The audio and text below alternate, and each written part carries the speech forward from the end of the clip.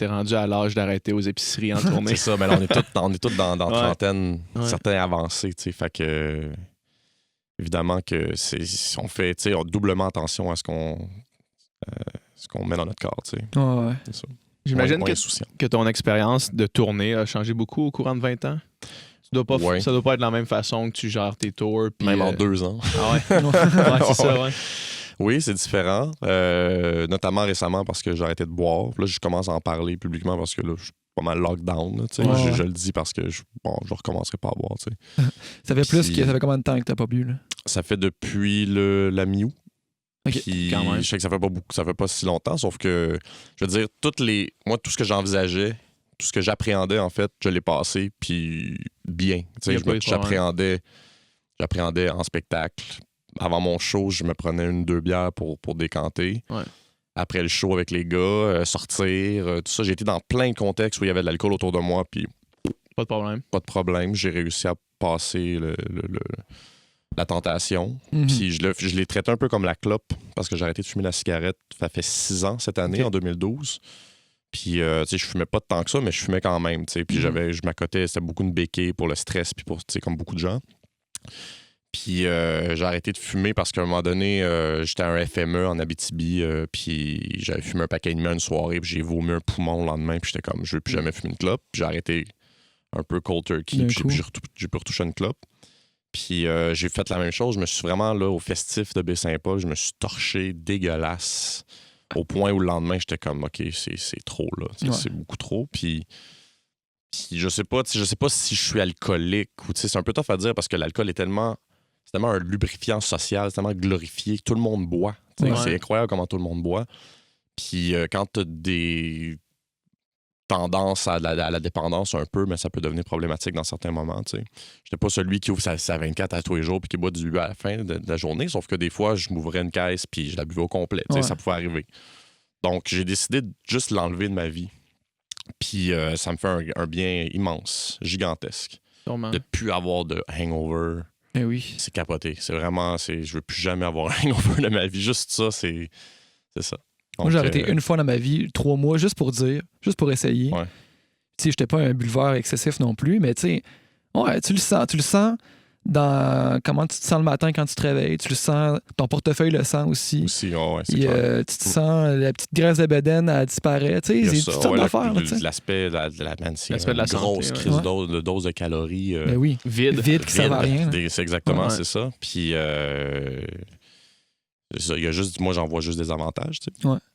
Puis si j'ai le goût d'un buzz une fois de temps en temps, ben moi, j'ai commencé à consommer du cannabis de façon responsable. Je le glorifie. Tu sais, je ne peux pas poster des photos de moi qui wake and bake là, sur les réseaux sociaux comme Snoop Dogg, tout ça. Je veux pas glorifier ça non plus parce qu'il y a ces dangers. Puis j'espère que la légalisation va venir avec la prévention. Puis... Sauf que maintenant, c'est ça. J'ai découvert, en fait, à cause d'Ogden, dans la classe, justement, toutes les différences de strains, puis de comment c'est le psychoactif, puis ce qui n'est pas psychoactif également. Ce qui fait que tu peux faire une consommation responsable quand tu es éduqué sur le sujet. T'sais.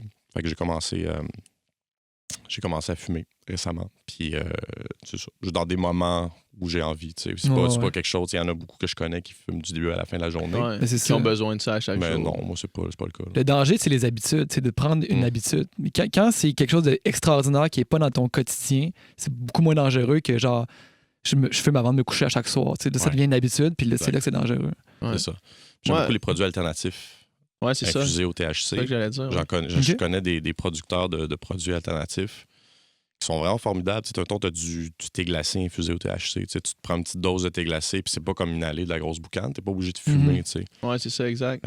Ou des gélules de CBD. Ou ça qui mettons, ça fait vraiment relaxer ton corps avant le sommeil. Fait que, au lieu de te prendre un moitié de somnifère, il y a des moyens naturels alternatifs à partir du cannabis qui sont intéressants. Avec la légalisation qui s'en vient, j'ai l'impression qu'il va y avoir beaucoup plus de produits comme ça qui vont sortir, que tu vas pouvoir contrôler beaucoup plus facilement sans nécessairement te scraper les poumons avec la boucane. T'sais. Moi, ça, c'est ça qui me dérange le plus. Moi, je suis asthmatique dans la vie. Moi aussi, j'aime vraiment pas ça respirer. Exact, c'est ça. Fait que je me dis, si jamais j'ai l'option, mettons, d'avoir, je sais pas, un biscuit Leclerc, mettons, avec telle dose de... Ben, il y en a, c'est ça. C'est ça, il va en avoir. Ça, je trouve que c'est vraiment... trouve que ça, en tout cas pour moi, c'est ce qui m'attire le plus, je pense. Puis le dosage aussi, de savoir, justement, dans le podcast de Ogden, il en parlait, parce qu'il parle de la légalisation puis de tous les aspects, parce qu'il y a beaucoup de choses à considérer. Ah oui, c'est pas simple. Là. Mais moi, tu sais, je connais pas le 3/4 de ce qu'il faut que je sache sur le sujet, puis je trouve ça super intéressant parce que ça reste de la drogue, ça reste une substance qui peut être nocive pour certaines personnes, tu sais, qui sont sujettes à psychose, etc. Ouais.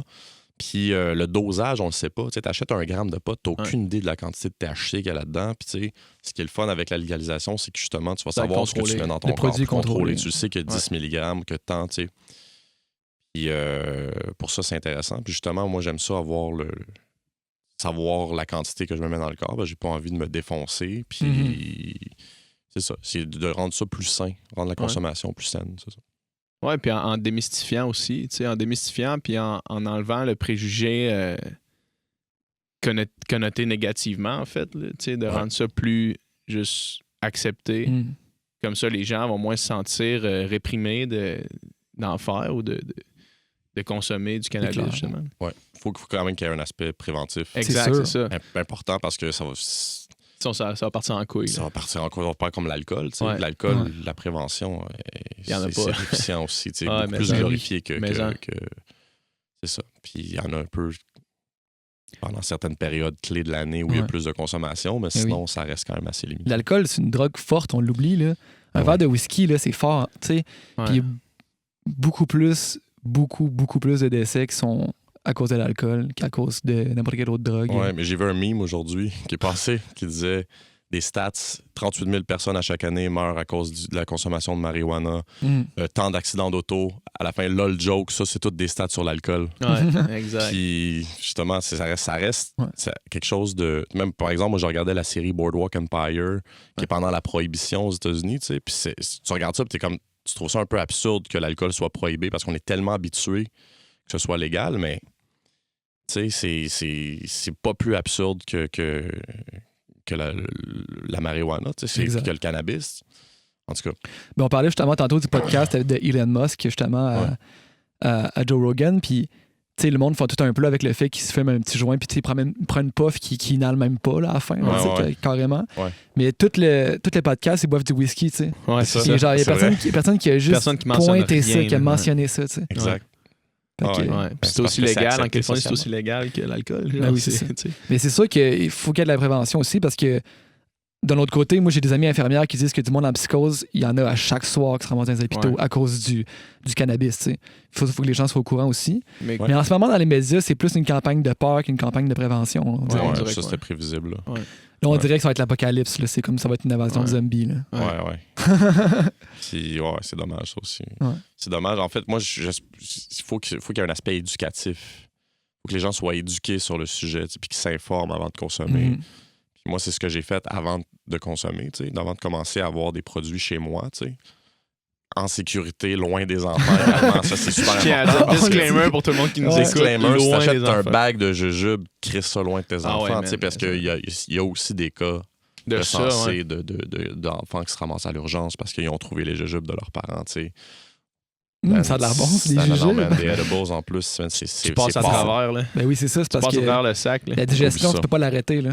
Non, c'est ça, exactement. Puis ça, l'affaire, c'est que le THC passe différemment dans le système quand c'est digéré que quand c'est inhalé, puis c'est beaucoup plus fort, puis en tout cas, puis ça peut être très dangereux. Ça dure longtemps, en plus. Ça dure longtemps. Fait que, sur tous ces aspects-là, il faut qu'il y ait une éducation qui se fasse, puis moi, je prends beaucoup ça, puis c'est pour ça que je veux pas non plus, parce que moi, j'ai un following jeune, vous en parliez, là. J'ai un following jeune, puis je trouve ça quand même important de pas faire n'importe quoi sur les réseaux sociaux. Je vais pas faire des selfies de moi qui pop un jujube ou qui, tu sais, j'ai pas le goût de glorifier ça. Moi, je le fais, puis c'est personnel, puis là, j'en parle, mais tu sais, je vais pas en parler tant que ça, tu sais. Ouais, t'en parles avec nuance, puis sans... Ouais, mais c'est ça, de façon responsable. Exact. C'est ça qu'il faut, parce qu'il faut quand même en parler. Il faut avoir des conversations là-dessus, puis j'ai pas le goût de le cacher. Je consomme, puis de façon responsable. C'est ça.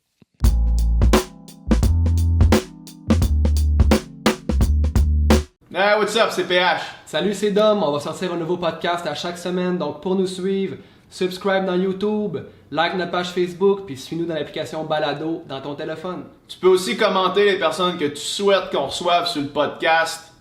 Peace out! Bye!